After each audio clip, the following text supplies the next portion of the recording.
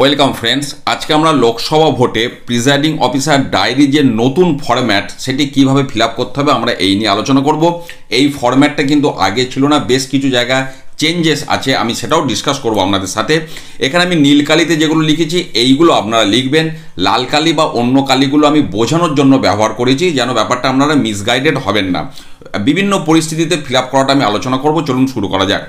প্রথমে ফর্মটার ওপরে ডান দিকে একটা ডিস্টিংগুইশিং মার্ক দিলাম। এবার দেখুন 1 নম্বরে যেটা বলা হচ্ছে name of the constituency in block data, এটা কিন্তু লোকসভা কেন্দ্রের নামটা আপনি লিখবেন। আমি লিখেছি 39 বর্ধমান দুর্গাপুর। এবার ডেট অফ পোল যেদিন ভোটের তারিখ সেটা লিখলেন আপনি। Number and name of the polling station, বুথের নম্বর এবং নাম লিখলেন 123 পিমলা এপি স্কুল রুম নাম্বার 2। এবার ওই বুথটা কীরকম, যদি গভর্নমেন্ট হয় তাহলে গভর্নমেন্ট লিখবেন, প্রাইভেট বিল্ডিং টেম্পোরারি। এবার এখন বেশিরভাগ ক্ষেত্রেই স্কুলে ভোট হয়, আপনি গভর্নমেন্ট লিখবেন। এবার অনেক ক্ষেত্রে দেখা যায় বিস্তীর্ণ এলাকা জুড়ে কোনো স্কুল বা সরকারি অফিস নেই, সেক্ষেত্রে কোনো প্রাইভেট বিল্ডিং ভাড়া নিয়ে বুথ করা হয়েছে বা টেম্পোরারি স্ট্রাকচার তৈরি করে বুথ করা হয়েছে, যেগুলো এখন আর হয় না। যদি হয় সেটা লিখবেন, আদারওয়াইজ গভর্নমেন্ট। 4 নম্বরে number of polling officers recruited locally এখন আর রিক্রুটেড হয় না, যে কারণে এটা নীল লিখবেন। 5 নম্বরে যেটা বলা হচ্ছে যে আপনারা যে মোট 4 জন আছেন, 3 জন পোলিং অফিসারকে নিয়ে যদি কেউ অ্যাবসেন্ট হয় বা কেউ অসুস্থ হয় সেই বিষয়টা এখানে তুলে ধরতে হবে। যদি তেমন কোনো ঘটনা না ঘটে, কাউকে যদি অ্যাপয়েন্ট করতে না হয় তাহলে আপনি নীল লিখবেন।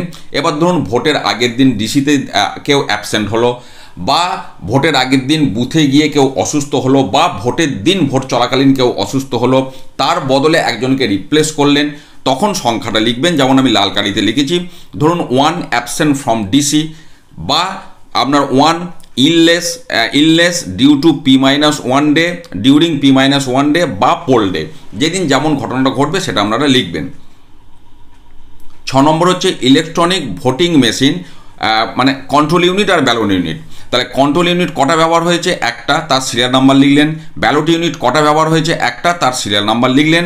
যদি ক্যান্ডিডেটের সংখ্যা 16 পর্যন্ত হয় তাহলে একটাই ব্যালট ইউনিট ব্যবহার হবে, কিন্তু যদি ক্যান্ডিডেটের সংখ্যা 16-র বেশি হয় সেক্ষেত্রে 2টো ব্যালট ইউনিট ব্যবহার হলে ওখানে 2 লিখবেন, এবং 2টো ব্যালট ইউনিটের সিরিয়াল নাম্বার কমা দিয়ে লিখবেন, বেশ।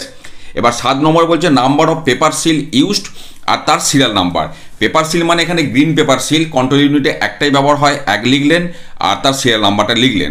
এবার 7A যেটা হচ্ছে নাম্বার অফ স্পেশাল ট্যাগ, মানে স্পেশাল অ্যাড্রেস ট্যাগ, কটা আপনাকে দিয়েছে, ধরুন আপনাকে 2টো দিয়েছে, তার সিরিয়াল নাম্বার লিখলেন, WB 1 2 3 4 5 6 থেকে আপনার 5 7, 2টো আপনাকে দিয়েছে। এবার স্পেশাল অ্যাড্রেস ট্যাগ কন্ট্রোল ইউনিটকে সিল করতে একটি ব্যবহার হয়, তাহলে কটা ব্যবহার হয়েছে লিখবেন, একটা। প্রথমটা ব্যবহার করেছেন 56 নম্বরটা, তাহলে 57 নম্বরটা আপনি ফেরত দেবেন, সেটা ওখানে লিখে দিলেন, বেশ। এবারে 7Bতে আগে ছিল স্ট্রিপ সিলের হিসাব, এখন স্ট্রিপ সিল নেই, তাই সেই আইটেমটা বাদ গেছে। 7Bতে তাহলে কি ঢুকেছে, ভিভিপ্যাট আপনার বুথে ব্যবহার হচ্ছে, এখন সব বুথেই ভিভিপ্যাট ব্যবহার হয়, তাহলে কটা ব্যবহার হয়েছে না একটা, তার সিরিয়াল নাম্বারটা আপনারা লিখলেন। এবার 8 নম্বরে বলছে number of candidate who had appointed polling agent at the polling stations. এবার দেখুন কজন ক্যান্ডিডেট পোলিং এজেন্ট অ্যাপয়েন্ট করেছে আর কজন পোলিং এজেন্ট বুথে উপস্থিত আছে, দুটো কিন্তু আলাদা বিষয়। কজনকে অ্যাপয়েন্ট করেছে এই সংখ্যাটা পাবেন আপনাকে ডিসি থেকে যে স্পেসিমেন সিগনেচার সিটটা দেবে, সেই স্পেসিমেন সিগনেচার সিটে দেখবেন কজন ক্যান্ডিডেট তার পোলিং এজেন্ট নিয়োগ করার জন্য আপনার যে পোলিং এজেন্টের যে ওখানে ঘরটা আছে সেইটা আপনারা লক্ষ্য করলেই বুঝতে পারবেন যে কজন পোলিং এজেন্ট ব্যবহার করেছে। তো যতগুলো সংখ্যাটা হবে সেই সংখ্যাটা এখানে লিখবেন। দেখা যাচ্ছে আপনার বুথে হয়তো টোটাল 10 জন ক্যান্ডিডেট, তার মধ্যে 7 জনাকার স্পেসিমেন সিগনেচারে আপনি দেখতে পাচ্ছেন স্পেসিমেন সিগনেচারটা রয়েছে, ইলেকশন এজেন্ট এবং ক্যান্ডিডেটের স্পেসিমেন সিগনেচার রয়েছে। এবার ইলেকশন এজেন্টরা পোলিং এজেন্ট রিক্রুট করে, তাহলে 7 জন যদি ইলেকশন এজেন্ট নিয়োগ করে থাকে তার মানে 7 জন পোলিং এজেন্ট নিয়োগ করেছে, তাহলে সংখ্যাটা ওখানে 7 লিখলাম। তারপরই এবার যেটা বলছে 9 নম্বরে দেখুন number of polling agent present at the commencement of poll, তাহলে বুথের ভোট শুরুতে কজন পোলিং এজেন্ট উপস্থিত ছিল। এবার দেখবেন সব দল থাকে না, তো যদি না থাকে তাহলে 4, যদি ধরুন 4 জন বুথে উপস্থিত আছে আপনি সংখ্যাটা 4 লিখলেন, তার রিফ্লেকশনটা কিন্তু চলে যাবে প্রিসাইডিং অফিসার ডিক্লারেশনে পার্ট 1-এ কমেন্সমেন্ট অফ পোল। যদি আপনার এখানে 4 জন উপস্থিত হয় তাহলে ওখানে কিন্তু সই, এজেন্টের সই কিন্তু 4 জনাকার থাকতে হবে। তারপর 2 নম্বরে বলছে কতজন দেরিতে উপস্থিত হয়েছে, যদি কেউ দেরিতে আসে তাহলে সে সংখ্যাটা লিখবেন, নাহলে নীল লিখবেন। আর ভোট শেষ হবার সময় কতজন উপস্থিত ছিল। নর্মালি শুরুতে যতজন থাকে ততজনই থাকে, যদি কোনো কারণে একজন ভাত খেতে গিয়ে আর না ফিরে আসে তাহলে সংখ্যাটা তখন 3 লিখবেন, কিন্তু যা লিখবেন তার রিফ্লেকশন প্রিজাইডিং অফিসার ডিক্লারেশনে পার্ট 3 এবং 4-তে থাকবে। এখানে যজন উপস্থিত থাকবে ওখানে তজনকার কিন্তু সই থাকবে। বেশ, এবার 10 নম্বরে চলে যাচ্ছি। আমরা টোটাল ভোটার কতগুলো ভোট পড়েছে এই হিসাব। তাহলে প্রথম পয়েন্ট হচ্ছে total number of voters assign to the polling station. আপনার বুথে কতজন ভোটার রয়েছে এটা আপনি mart copy of electoral roll থেকে পেয়ে যাচ্ছেন। ধরুন সংখ্যাটা 1025। এইবার যেটা আমি পাশে লিখেছি 4 ইডিসি। এবার দেখুন, লোকসভা ভোটেতে ইলেকশন ডিউটি সার্টিফিকেট প্রডিউস করে ভোট দেওয়ার একটা বিষয় থাকে, এবং মূলত আপনারা যে 4 জন ওখানে কাজ করছেন আপনারা দেখবেন নর্মালি যেটা হয় ওইখানেই ইডিসি ভোট দেবেন। এছাড়াও সেক্টর অফিসার, বাসের ড্রাইভার, এরকমও কিছু ব্যক্তি ওখানে ইডিসি ভোট দিতে পারে আপনার ফর্ম 12B প্রডিউস করে, যেটা আপনারা ইডিসি ভোটের নিয়ম জানেন। তো যদি কোনো ইডিসি ভোট না হয় তাহলে ওখানে কিছু লিখবেন না প্লাস দিয়ে, কিন্তু যদি ইডিসি ভোট হয়, ধরুন আপনারা 4 জন ওখানে ভোট দিয়েছেন তাহলে +4 ইডিসি এটা আপনারা লিখবেন। এবার 2 নম্বরে যেটা আমি আসছি যে কতজন ইলেক্টর অ্যালাউড হয়েছে অ্যাকর্ডিং টু মার্কড কপি, অর্থাৎ মার্কড কপি অনুযায়ী কতজন ভোটার ভোট দিয়েছেন। এখানে একটা কথা মনে রাখবেন, ইডিসি ভোট যারাই দিক, আপনারা দিন বা অন্য কেউ দিক, এই ইডিসি ভোটারদের নামগুলোও কিন্তু মার্কড কপির শেষে লিখতে হয়। একদম মার্কড কপিতে লাস্ট সিরিয়াল নাম্বারের পর যতজন ইডিসি ভোটার ওই বুথে ভোট দেবে তাদের কিন্তু মার্কড কপিতে নাম লিখতে হবে। কাজে মার্কড কপিতে তাদের সংখ্যাটাও কিন্তু এখানে উঠে আসবে। অর্থাৎ এই যে 800 সংখ্যাটা আমি লিখেছি এটা ইডিসি ভোটার ধরেই কিন্তু 800। তাহলে মার্কড কপি অনুযায়ী 800 জন আমার ভোট দিয়েছে। 17A রেজিস্টার যেটা সেকেন্ড পোলিং অফিসারের কাছে আছে সেই হিসাবেও 800ই হবে। যদি কেউ রিফিউজ টু ভোট না থাকে, কাউকে যদি ভোট দিতে আপনি বাধা দেন, এই সমস্ত ঘটনা যদি না ঘটে তাহলে সংখ্যাটা একই থাকবে। তাহলে দুটোই 800 লিখলাম। এবং স্বাভাবিকভাবে কন্ট্রোল ইউনিটেও 800টা ভোট যাবে, তাহলে সেটাও 800 লিখেছি। আর voter deciding not to vote মানে রিফিউজ টু ভোট সংখ্যা নীল, কারণ এইগুলো হয় না তাই ওটা আমি নীল লিখেছি, যার ফলে 3টে সংখ্যাই আমার এক হবে। এবার এখানে যা রিফ্লেকশন আসবে সেটা কিন্তু ফর্ম 17C-তে যাবে, অ্যাকাউন্ট অফ ভোট, এই বিষয়টা মাথার মধ্যে রাখবেন। এবার এই ফর্মটার এই পর্যন্ত যা যা ফিল আপ হলো তার এগেনস্টে আবার দেখুন বাঁ দিকে ফার্স্ট পোলিং অফিসারকে সই করতে হবে, ডান দিকে সেকেন্ড পোলিং অফিসার যিনি রেজিস্টার অফ ভোটার ইনচার্জ মানে ফর্ম 17-এ অর্থাৎ সেকেন্ড পোলিং অফিসার তাকেও সই করতে হবে। ব্যাস, এটা এক প্রশ্ন হলো। এবারে 11 নম্বরে যাচ্ছি, কতজন ভোট দিয়েছে তার মধ্যে পুরুষ কতজন, মহিলা কতজন। আমার টোটাল 800 ভোট পড়েছে, দেখা গেল তার মধ্যে পুরুষ 450 আর মহিলা 350, থার্ড জেন্ডার কেউ নেই, টোটাল 800। এবার এটা আপনি কোথা থেকে পাবেন? ফার্স্ট পোলিং অফিসার যে মেল ফিমেল ট্যালি শিটটা মেনটেন করবেন সেখান থেকে আপনি এই হিসাবটা পাবেন। এবার আমি আসছি চ্যালেঞ্জ ভোট। দেখুন নর্মালি এখন চ্যালেঞ্জ ভোট এই সমস্তগুলো হয় না, তাহলে আপনি নীল নীল নীল সব লিখে দেবেন। কিন্তু ধরুন চ্যালেঞ্জ ভোট যদি হয়, ধরুন আপনার বুথে মোট 5টা ভোট চ্যালেঞ্জ হয়েছে, পোলিং এজেন্ট চ্যালেঞ্জ করেছে 5টা ভোটকে, তার জন্য তিনি 2 টাকা করে 10 টাকা আপনাকে জমা দেবেন।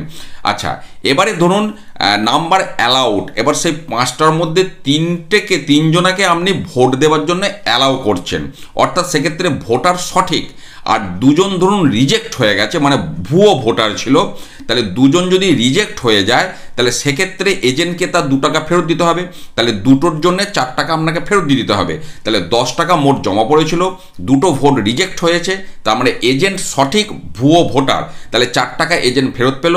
তাহলে আপনার কাছে জমা থাকবে কটা না, যে কটা ভোট আপনার অ্যালাউ হয়েছে, অ্যালাউ মানে ভোট দেওয়ার ব্যাপারে আর কি, অর্থাৎ এজেন্ট ফলস, এজেন্ট ভুল বলেছিল, ভোটার ভোট দিয়েছে, তাহলে সেই 3টে ভোটের ধরুন 6 টাকা আপনি বাজেয়াপ্ত করছেন, অর্থাৎ এই 6 টাকা আপনাকে জমা দিতে হবে, তার হিসাবটা আপনি রইল। এবার এই টোটাল রিফ্লেকশনটা কোথায় যাবে? ফর্ম 14 অ্যানেক্সার 8-এ। এবার এই সংক্রান্ত আমার সমস্ত ভিডিও দেওয়া আছে, আপনারা পার্টিকুলার ভিডিওগুলো দেখলে আরও ডিটেলসে বিষয়টা বুঝতে পারবেন। পাশাপাশি এই ভিডিওর ডেসক্রিপশনেও কিন্তু লোকসভা ভোটের সমস্ত ভিডিওর লিঙ্ক দেওয়া আছে, সেগুলো আপনারা অবশ্যই দেখবেন। এবারে 13 নম্বরে ইডিসি প্রডিউস করে কতজন ভোট দিয়েছেন। ধরুন আপনারা 4 জন ভোট দিয়েছেন, সংখ্যাটা আমি 4 লিখেছি, কেউ না দিলে নীল লিখবেন। কতজন ওভারসিজ ইলেক্টর ভোট দিয়েছে, এগুলো হয় না, নীল। যদি ওভারসিজ ইলেক্টর ভোট দেয় তাদের কিন্তু ডকুমেন্ট ভেরিফিকেশন করার ব্যাপারে একটাই শুধুমাত্র মাপকাঠি, অরিজিনাল পাসপোর্ট দেখে তাদের অ্যালাউ করতে হবে। এই সংক্রান্ত ভিডিওটা আপনারা একটু দেখে নেবেন প্রয়োজন পড়লে। এবার হচ্ছে কম্প্যানিয়ন নিয়ে কতজন ভোট দিয়েছেন, ধরুন সংখ্যাটা 5, এর রিফ্লেকশনটা চলে যাবে ফর্ম 14A-তে, list of blind and infirm voters এবং তাদের ডিক্লারেশন মানে অ্যানেক্সার 12। বেশ, এবার 15 নম্বরে চলে যাচ্ছি প্রক্সি ভোট। এটাও হয় না, যদি প্রক্সি ভোট হয় তখন সেটা লিখবেন, যেটা ক্লাসিফাইড সার্ভিস ভোটারদের ক্ষেত্রে প্রযোজ্য, আর যদি না হয় আপনি নীল লিখবেন। টেন্ডার ভোটও আজকাল হয় না, যদি হয় ধরুন দুটো টেন্ডার ভোট হয়েছে তাহলে সংখ্যাটা 2 লিখলেন, নাহলে নীল লিখবেন। আর যদি টেন্ডার ভোট হয় তাহলে ফর্ম 17B-তে তার রিফ্লেকশন কিন্তু যেতে হবে। এবার হচ্ছে 18 বছর বয়স, এগুলো একদমই মাথা ঘামাবেন না। তাদের আমরা যদি দেখে কাউকে সন্দেহ হয় কোনো ভোটারকে তার 18 বছর বয়স হয়নি, আপনার যদি তার এপিক থাকে আপনার কোনো দুশ্চিন্তার কারণ নেই, মাথা ঘামাতে যাবেন না। এই বিষয়গুলো পরিষ্কার নীল লিখবেন, এর রিফ্লেকশন চলে যাবে অ্যানেক্সার 10 এবং 11-এ। বেশ, এবারে 18 নম্বরে হচ্ছে whether it was necessary to adjourn, অর্থাৎ কোনো কারণে ভোট আপনাকে স্থগিত রাখতে হয়েছিল কিনা, কারণটা যাই হোক। নর্মালি এটা হয় না, আপনি নো লিখবেন। এবার ধরুন অনেক সময় হয় ঝড় বৃষ্টির ব্যাপার স্যাপার থাকে, ধরুন প্রচণ্ড ঝড়, লোডশেডিং হয়ে গেল, কোনো কারণে আপনাকে 2 ঘন্টা ভোট স্থগিত রাখতে হয়েছিল, সেক্ষেত্রে আমি তখন ইয়েস লিখবেন, ন্যাচারাল ক্লামিটি। বা যদি কোনো বুথ ক্যাপচার বা ওই ধরনের হিংসাত্মক ঘটনা ঘটে সেটার উল্লেখ করবেন, নাহলে নো লিখবেন। এবারে চলে যাচ্ছি 2 ঘন্টা অন্তর অন্তর ভোটের হিসাব, 19 নম্বর পয়েন্ট। দেখুন এখানে কিন্তু আমি লাল কালিতে যেটা ডান দিকে লিখেছি সেটা হচ্ছে SMS পাঠানোর হিসাব, এটা এখানে প্রয়োজন। আর এখানে যেটা লিখতে হবে 2 ঘন্টা অন্তর অন্তর ব্রেকআপটা। বিষয়টা কীরকম, প্রথমে লাল কালিটা বুঝুন। ধরুন সকাল 9টায় আপনার টোটাল ভোট 200, তাহলে 7টায় ভোট শুরু হয়েছে, তাহলে প্রথম যে ঘরটা 7টা থেকে 9টা কতগুলো ভোট পড়েছে, তাহলে সংখ্যাটা একই হলো 200। এরপরে দেখুন লাল কালিতে যেটা আমি লিখেছি, সকাল 11টায় মনে করুন টোটাল ভোট আপনি SMS পাঠাচ্ছেন 350, তাহলে কি দাঁড়ালো, তাহলে 9টা পর্যন্ত ভোট পড়েছে 200, আর 11টার সময় ভোট পড়েছে টোটাল 350, তাহলে 9টা থেকে 11টা এই 2 ঘন্টায় মোট ভোট পড়েছে 150টা। তাহলে এবার দেখুন বাঁদিকে যেটা নীলকালিতে 2 নম্বর ঘরে লিখেছি, ফ্রম 9 AM to 11 AM, তাহলে ওই 2 ঘন্টার ব্রেকআপে টোটাল ভোট পড়েছে 150টা। এইভাবে হিসাব করে প্রত্যেকটা লিখবেন, একটু বিষয়টা ভাববেন তাহলেই বুঝতে পারবেন। এইবার 19B যেটা আমি বলছি, এই 19Bটা কিন্তু এর আগের যে প্রিসাইডিং অফিসার ডায়েরির যে ফরম্যাট ছিল সেখানে ছিল না, যেটা কিন্তু এখন ইনক্লুড হয়েছে। কি না, ভিজিটর যারা ভিজিট সিটে আপনি যা যা ফিল আপ করবেন তার টোটাল কপি এখানে আপনাকে তুলে ধরতে হবে, আপনার বুথে যারা ভিজিট করেছেন। এবার কারা ভিজিট করতে পারে, অবজারভার, দেখুন যে সেকেন্ড কলমে যে ডেজিগনেশনগুলো লেখা আছে, DEO, RO মানে returning officer, sector officer, magistrate, zonal magistrate, এই সমস্ত ডেজিগনেটেড পার্সনরা যদি আপনার বুথে ভিজিট করতে আসে, যার মধ্যে সেক্টর অফিসার তো আসবেই, একাধিকবার উনি আসেন, সেই রেকর্ড আপনাকে তুলে ধরতে হবে। ধরুন আমি 1 নম্বরে আপনার সেক্টর অফিসারের নাম অসিত দত্ত, ব্যাকেটে আপনি লিখলেন সেক্টর অফিসার, কটার সময় ভিজিট করতে এসেছেন, ধরুন 9:35 সকালে, এবং সেই সময় আপনার বুথের কী পরিস্থিতি, পিসফুল, এবং সেই 9:35-এ টোটাল কতগুলো ভোট পড়েছে সেটা 17A অনুযায়ী কতগুলো ভোট, আর EVM-এ কতগুলো ভোট পড়েছে, ধরুন সেই সংখ্যাটা 137। আবার ধরুন সকাল 11:50-এ সন্দীপ কোনার রিটার্নিং অফিসার কোনো কারণে আপনার বুথে ভিজিট করতে এসেছেন, তার বিস্তারিত লিখলেন। আবার ধরুন সেক্টর অফিসার একাধিকবার আসে, সেটাও যখন উনি আবার আসবেন আবার লিখবেন। এইভাবে এই বিষয়টা চলতে থাকবে, আমি আর রিপিট করছি না। এবার 20 নম্বরে হচ্ছে যদি আপনার বুথে কিউ থাকে, অর্থাৎ বিকাল 5টার পর যদি লাইনে ভোটার থাকে সেই সংখ্যা লিখতে হবে, না থাকলে আপনি নীল লিখবেন। এবার ধরুন কিউতে হয়তো 50 জন ছিল, তখন সংখ্যাটা 50 লিখবেন।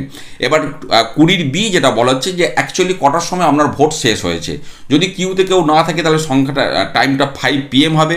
ধরুন 50 জন কিউতে ছিল, তাহলে 50 জনাকার ভোট হতে ধরুন আরও 40 মিনিট টাইম লেগেছে, তাহলে অ্যাকচুয়ালি আপনার ভোট শেষ হয়েছে 5:40 PM। এরপর 21 থেকে পরপর বেশ কিছু আপনার যে আইটেমগুলো আছে, কোনো দাঙ্গামা হাঙ্গামা ল অ্যান্ড অর্ডারের বিষয় যদি থাকে, যেমন 21 নম্বরে যদি যেটা বলা হচ্ছে কোনো নির্বাচনী অপরাধ ঘটেছে কিনা, যদি ঘটে থাকে তাহলে কতবার ঘটেছে সেই সংখ্যাটা লিখবেন, 1, 2, 3, 4। যদি না ঘটে থাকে তাহলে নীল লিখবেন। এবার এর মধ্যে কি কি বিষয় থাকতে পারে না, বুথের 100 মিটারের মধ্যে মাইক বাজিয়ে ভোট প্রার্থনা, আমি বাংলায় এগুলো লিখে দিয়েছি, ভোটারকে প্রভাবিত করা বা জাল ভোট, প্রতারক দ্বারা নথি নষ্ট করা, ভোটারকে ঘুষ দেওয়া, ভয় দেখানো, বুথ দখল, এই ধরনের যেটা হবে সেটা আপনি ইয়েস লিখবেন, না হলে নো লিখবেন। একই রকম 22-এ যেটা বলা হচ্ছে যে কোনো কারণে ভোট বিঘ্নিত বা বাধাপ্রাপ্ত হয়েছে কিনা, যদি হয়ে থাকে কোন কোন কারণের ক্ষেত্রে অ্যাপ্লিকেবল, দাঙ্গা, প্রকাশ্যে হিংসাত্মক ঘটনা, প্রাকৃতিক দুর্যোগ, বুথ দখল, ভোটযন্ত্র বিকল বা অন্য কারণ। এবার প্রাকৃতিক দুর্যোগের জন্য যদি হয় তার পাশে ইয়েস লিখবেন, অন্য কোনো কারণে যদি হয়ে থাকে এই ধরনের ঘটনা তার পাশে ইয়েস লিখবেন, না হলে নো লিখবেন। 23 নম্বরেটা বলা হচ্ছে যে ভোটিং মেশিন অর্থাৎ কন্ট্রোল ইউনিট কোনো কারণে কলুষিত হয়েছে কিনা। কারণটা কি হতে পারে? বেআইনি অপসারণ, কোনো দুষ্কৃতী ঢুকে আমরা কন্ট্রোল ইউনিট ছিনিয়ে নিয়ে চলে গেল, বা কাছারে ভেঙে দিল, নষ্ট বা ধ্বংস করলো, বা ক্ষতিগ্রস্ত বা বিকৃত করে দিল। যদি সেই ঘটনা ঘটে তাহলে তার পাশে ইয়েস লিখবেন, না হলে নো লিখবেন। 24 নম্বরে বলা হচ্ছে যে ক্যান্ডিডেট অর্থাৎ আপনার বুথে কোনো প্রার্থী বা তার এজেন্ট কোনো সিরিয়াস কমপ্লেন্ট অর্থাৎ মারাত্মক বা গুরুতর কোনো অভিযোগ করেছে কিনা। যদি করে থাকে সেটা লিখবেন, নাহলে নো লিখবেন। যদি অভিযোগ করে তার ডিটেলস পাশে লিখবেন। ইংরাজিতে লিখতে হবে এমন কোনো মানে নেই, আপনি পরিষ্কার বাংলাতেও লিখতে পারেন। বেশ, এবারে যেটা আমি চলে যাচ্ছি 25 নম্বরে আইন শৃঙ্খলা ভঙ্গজনিত কোনো ঘটনা যদি ঘটে থাকে সেটা লিখবেন, না হলে নীল লিখবেন। 26টা ভালো করে খেয়াল রাখবেন, কারণ এর আগের আইটেমগুলো নো নো নো নো লিখতে লিখতে 26 নম্বরটাও দেখা যাবে হয়তো আপনি না 26 নয়, 26-এর পর 27, এই দুটো 27টা দেখা যাবে অনেক হয়তো নো করে দেন, কিন্তু 26টা একটা আমি বলি 26 নম্বরের যে অপশনটা এটা আপনার মানে কোনো ভুল করে থাকলে আপনাকে বাঁচিয়ে দেওয়ার অপশন। কি বলছে? Report of mistake and irregularities committed if any at the polling station. অর্থাৎ বুথে যদি কোনো ভুল হয়ে থাকে, যে ভুলটা আপনি আর সংশোধন করতে পারেননি বা পারবেন না, যেমন কি হতে পারে? ধরুন কন্ট্রোল ইউনিট সিল করার সময় যে স্পেশাল অ্যাড্রেসটা একটা ব্যবহার করেছেন সেখানে আপনি সই করতে ভুলে গেছেন, বা পোলিং এজেন্টদের সই করতে ভুলে গেছেন, বা ডিস্টিংগুইশিং মার্ক দিতে ভুলে গেছেন, আর তো সেটা আপনি সিলটা কেটে খুলতে পারবেন না কন্ট্রোল ইউনিটটা। বা যে গ্রিন পেপার সিলটা ব্যবহার করেছেন তার ভেতরের দিকে হয়তো কোনো কিছু বাদ গেছে, বা আপনার কম্পেনিয়ান নিয়ে কোনো ভোট হয়েছে, কম্পেনিয়ানের আপনি ঘোষণা নিতে ভুলে গেছেন। হ্যাঁ, তো এই ধরনের ঘটনাগুলো আপনি আর ফিরিয়ে আনতে পারবেন না। তো কাজে বা সকালবেলা ধরুন কোনো এজেন্ট এসেছিল, তার আপনি সই করতে ভুলে গেছেন, সেই এজেন্ট আর আসছে না বা আর আসবে না, তাহলে তার আপনি সইটা পাচ্ছেন না। তো এই ধরনের ঘটনা যদি ঘটে থাকে, যদি ইংরাজিতে লিখতে অসুবিধা হয় পরিষ্কার বাংলায় লিখে দেবেন যে এই ভুলটা হয়েছে, তাতে কিন্তু কোনো অসুবিধা আপনার হবে না। আর যদি কোনো কিছু ভুলভ্রান্তি না হয়ে থাকে তাহলে নো লিখবেন।